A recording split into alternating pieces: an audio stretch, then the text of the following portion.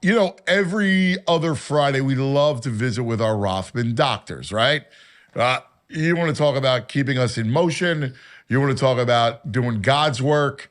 The Rothman doctors have a team for every body part. And I love it because we get to talk about sports and talk about the injuries, and I learn a lot. And I've always been interested in the body and when it comes to sports and maximizing it. So joining us right now, he's terrific. All right. He is a great ankle man. How about that, VG? Ankles are important. Right. Bad ankles, no good. Yeah. Dr. Greg Kirwan joins us. Doc, good morning. Hi guys, how you doing? What do you say, Good pal? to be here. You All getting right. ready for the storm? Oh yeah, I got to stop at Wawa for the eggs, milk, and bread on the way home.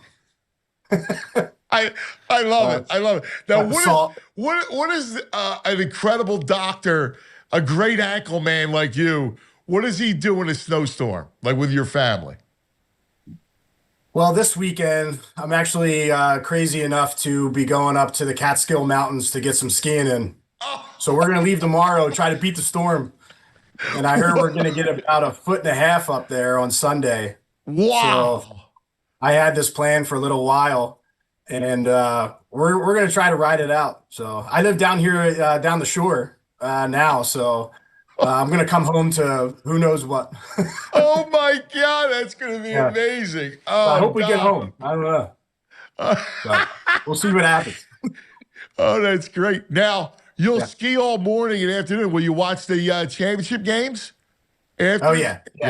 Man, that might be a good time to take a break, come in, and Perfect. sip some warm beverages and sit by the Yeah. fire. Little hot toddy Watch some watching the football. games. Yeah. Can't beat Yeah. that, brother. I think the weather, the temp's supposed to be like 3 degrees of a high, so I think skiing for a couple hours will be fine. Yes. Yes. Yeah. All right. Well, you be careful and have fun. All right. Real quick, because and listen, I know that you're not treating Bo Nix, all right?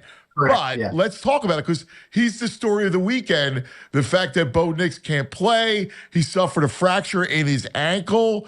So, what determines whether or not you need surgery like that? When that injury, which nobody even knew, like it's the second to last play of the game, and all of a sudden it's like, whoa, Yeah. he's out. Right. Yeah. So like you said, I'm not treating Bo, but but basically, I guess the controversy was, when did he exactly break his ankle, right? Because he was still in the game, and coach said second to last play, which was a kneel down. So, but it just goes to show you that ankle fractures, like other fractures in the body, there's a lot of variability. Some we can even treat non-operatively without surgery, and other ones are, as soon as we see patients, clearly need surgery, but. The ankle joint, it's made up by 3 bones. And if you actually feel your ankle, you feel 2 big bony knobs down there.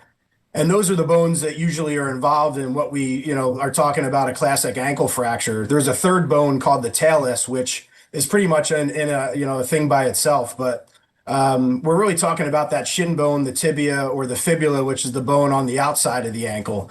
And even when patients and players get hurt, there can be a lot of variability. Like Bo Nix, he stayed in the game. He could walk off the field. A couple months ago, you had our buddy Dr. Pedowitz on, talked about another ankle injury, and that player is getting carted off the field. So the main thing about the ankle fractures is like the number of bones involved, that tibia and fibula, the location of the fracture. And other things like, how much did the bones move? Because we can only accept a little bit of movement or shift in these bones, only up to about 2 millimeters. So that's not a lot. So if these bones shift, and also, that talus bone, which is the bottom bone where the joint like dislocates or sublux, is when that ankle bone moves out of the joint, that needs surgery too. So a lot of factors, a lot of variability there. It reminds me, I don't know if you remember this. It was like 2002, I think it was. Donovan McNabb breaks his ankle and he finishes the game. He wound up throwing 4 touchdown passes against the Cardinals, and it was like, wow, like all of a sudden he had a fractured ankle, but played on it. Right. Yeah, and that, I mean, again, that was a while ago. I do remember that.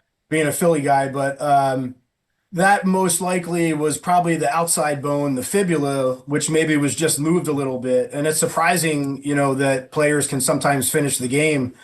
They get an X-ray, and the outside bone, which is usually if you have one bone fractured, that's going to be it. But once you fracture in two spots in the ankle, you automatically need surgery. So sometimes players, can finish a game and end up, finding out they need surgery after that X-ray. Yeah, it's exactly what happened. Wow, exactly. Right. Yeah. How does it long-term affect? Because you think about just the position, right? Like, so, planting, your stability, for a quarterback is everything. Right. Yeah. So after a fracture, though, bone is the only tissue in the body that forms normal bone again. Like if you look at it years later, it looks normal, but you also have inevitably a lot of soft tissue injuries, ligament injuries, and another big factor is the cartilage in the ankle joint. Did that get damaged at the time of the injury? If a dislocation occurred, did you injure that cartilage? Because adults are not good at healing cartilage. Kids are a little bit better, a little bit more predictable, but after an ankle fracture, once those bones heal, it's really the soft tissue injuries that may usually limit a player, and those cartilage injuries that can cause long-term pain. And also in the early rehab, it's, getting that range of motion back, that strength, the atrophy that you get from usually needing to have a cast on or a boot on and be non-weight bearing. So, but yeah, it can affect, but it's mostly the soft tissue injuries that can cause some stiffness and stuff like that. So, Doc, we appreciate it. Listen, be safe getting up there.